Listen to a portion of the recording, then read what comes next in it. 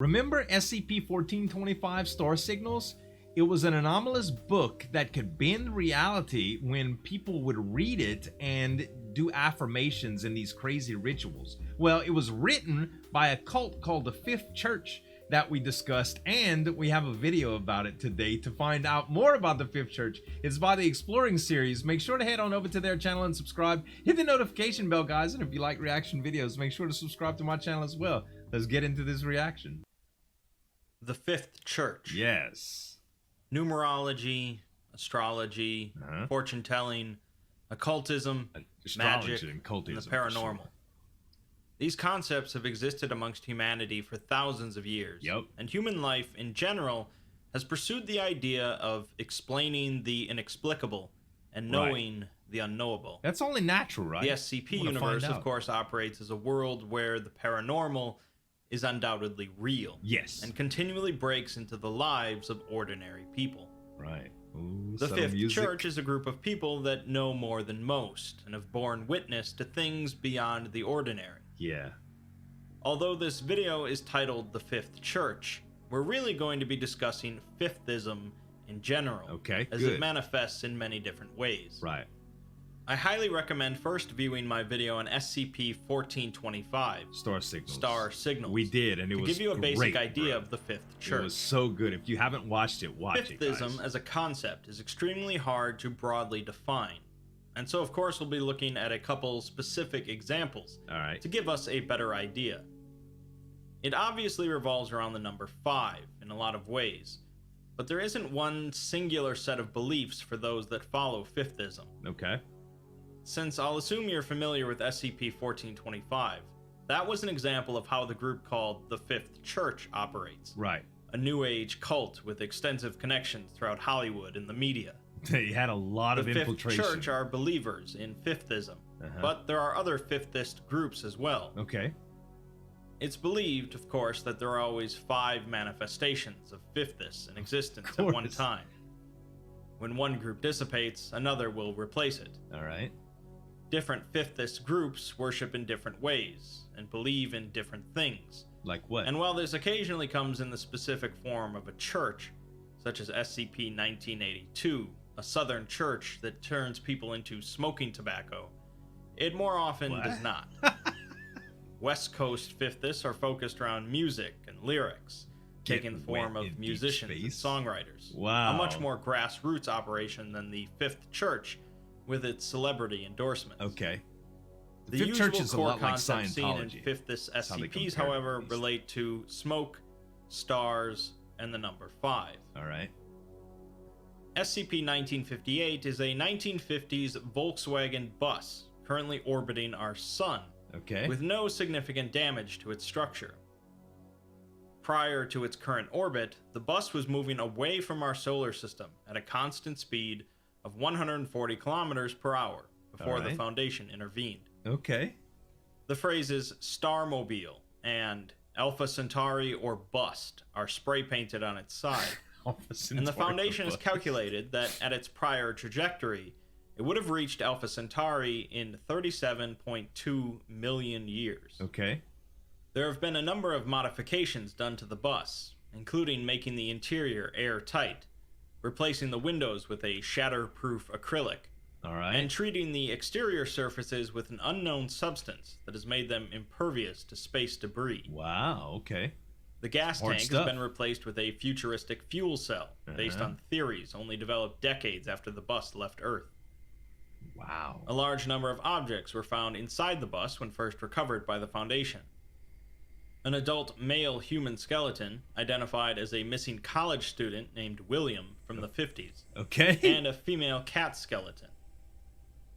4 bedrolls, a pillow, and his cat. a supply of 1950s-era clothing, partially exhausted supply of dehydrated food, enough to feed 4 adults for 3 months, to do it. a chemical toilet and water filtration system, an atmospheric scrubbing system for removing carbon dioxide and introducing oxygen, for a bus. a seed bank, a water pipe with cannabis residue, a heroin syringe and vial, heroin syringe blueprints for the modifications to the bus engine, guitar and bongo drums, a set of star charts, and a number of books.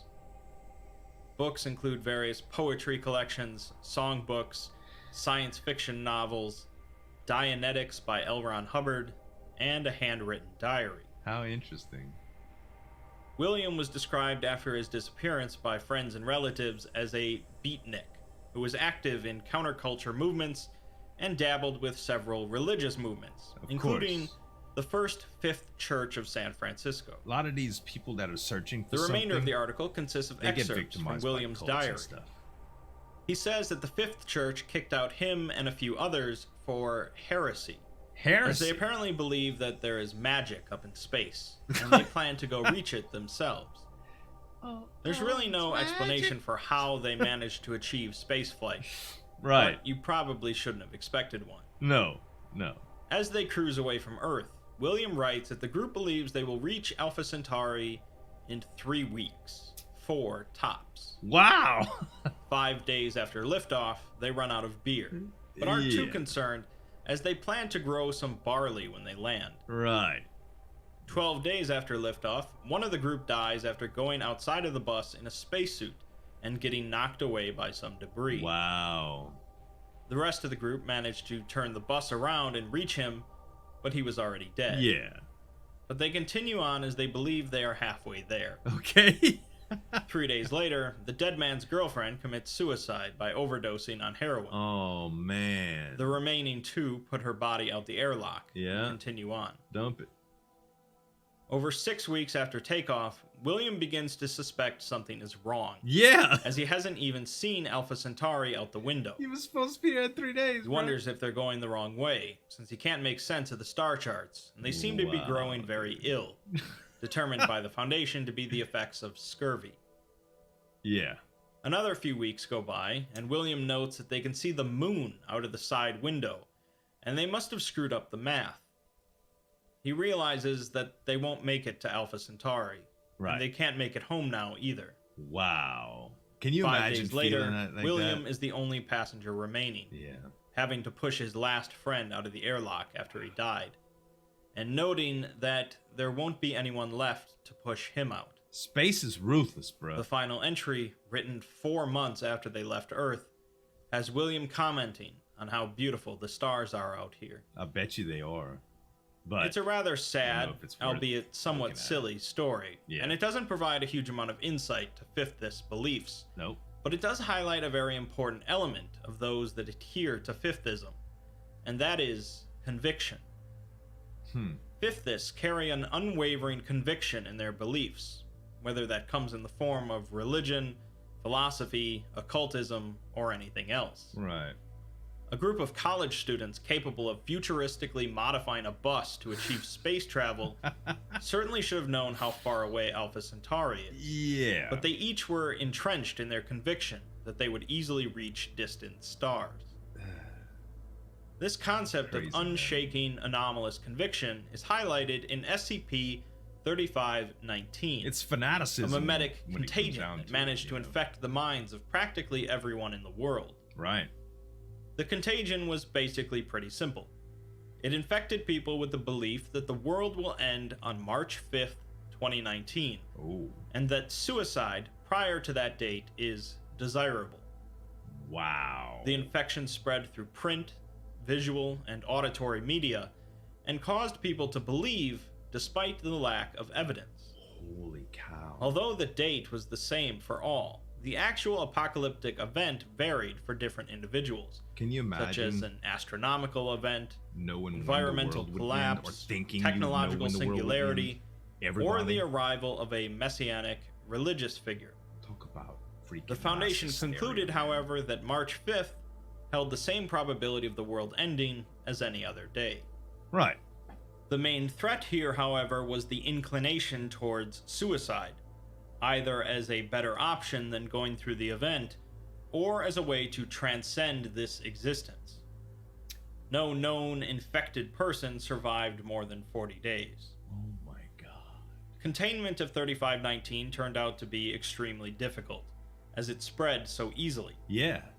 An interview broadcasted on CNN featured a panel discussing the prediction, in which presidential counselor Kellyanne Conway remarked that the White House considered the prediction to be highly credible, Neil deGrasse Tyson responds by saying that March 5th is going to be a day like any other day, comparing the panic to the Mayan apocalypse in 2012. A screen shows a tweet from the president saying that an Aztec envoy told him the world is ending on March 5th, connecting to SCP-2155, also related to the Fifthist. Right. An invitation sent out on February 12th for the last dance on Earth discusses celebrating one final Valentine's Day before committing mass suicide in a pool. An email discusses the idea that our existence is a simulation, and perhaps everyone is being convinced to commit suicide because the people running the simulation need everyone offline before they switch to a new program.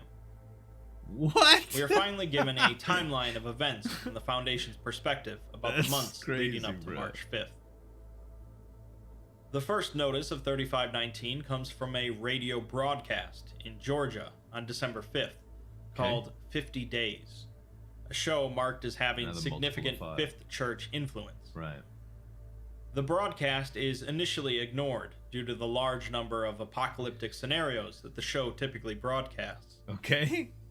A few weeks later, the congregation of the Church of the Andromeda Star in the same town as the broadcast commits mass suicide. Oh my gosh, man. News begins spreading of the cult suicide with an unusually sympathetic tone.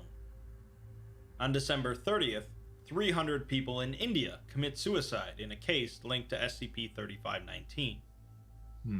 2,600 people across 17 countries commit suicide over the next few days, and the infection is designated by the Foundation. 2 weeks later, the Foundation has had no luck containing 3519. Right. And by January 19th, 1% of the global population has died due to 3519 infection. Dude.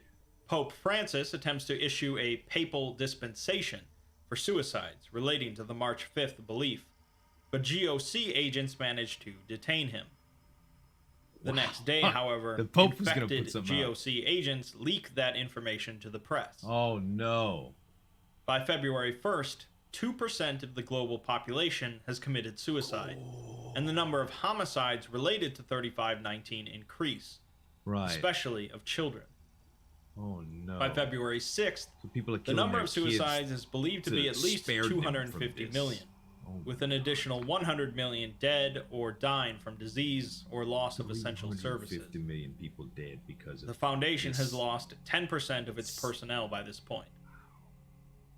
On February 19th, there was a limited nuclear exchange between Israel and Iran, and global thermonuclear war was only averted due to the GOC using anomalous means to coerce the UN. Can you imagine?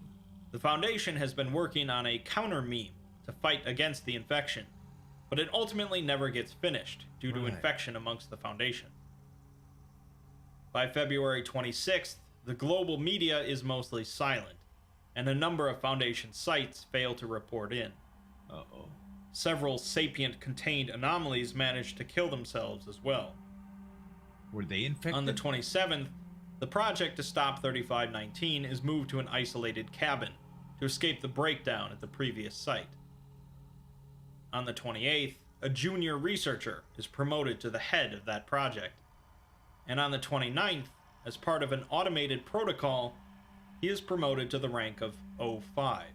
Wow. By March 4th, he is the only Foundation member alive, and likely one of only a handful of isolated humans left. I've heard about this incident The final entry on March 6th reads, "It's a beautiful day." Presumably, SCP-2000 is used to repopulate the Earth. Okay. This is undoubtedly the most successful operation carried out by the Fifth Church, and we're left with only guesses of their motivations or goals. Right. Ultimately, you're really going to end this video without a much better understanding of Fifthist, and that's okay. Mainly, Fiftism is a vague concept, which means that writers can be flexible when working with it. Okay. SCP-3005 is a malfunctioning Scranton reality anchor that is connected to both our reality and the Fifth World. Okay. SCP-3512 is about another weird Fifthist book, much like Star Signals, but this time about how to pick up women. What? SCP-2678 is called the Vor Hole, and I'll have to save that explanation for another video. Okay. Fifthism is among the most vague concepts in the SCP universe by design, but really it comes down to an alternate way of thinking and believing. It's a group of individuals that, through different means, embrace this alternate way of thinking, and believe that there's something deeply esoteric and transcendent beyond our existence. What form the fifth world takes that they seem to seek, what causes Fifthist to spread so vehemently, and why there is so much focus on the number 5 are mysteries known only to Fifthist. It's fanaticism. There is something deeply Lovecraftian here, but it's repackaged and kept behind a different kind of veil. Really though, I just want this video to serve as a springboard for your own research and for a few future videos I have in mind. At the end of the day, Fifthist is just a whole lot of weird stuff without many explanations. But it's cool learning about it. The SCP universe so fun. It does, man. That's the one thing I gotta say about SCP culture in general. Like, how well written everything is, the community behind it. You guys in the comments are always educating me about stuff that either videos leave out or recommended me other SCPs that I could go look into that give me more insight about some that I've already learned and ones that I don't know about yet that I want to go explore. And like this video, it leaves a lot to be like, okay, let's go look this up. Let's go look this up. I love where this is headed. I'm so glad to be able to react to it for you guys. I hope y'all really enjoyed it too. Make sure to check out the exploring series right there, guys, and some other videos that I reacted to from him. Thanks so much for watching. As always, this is Zueljin signing off. We'll see you next time.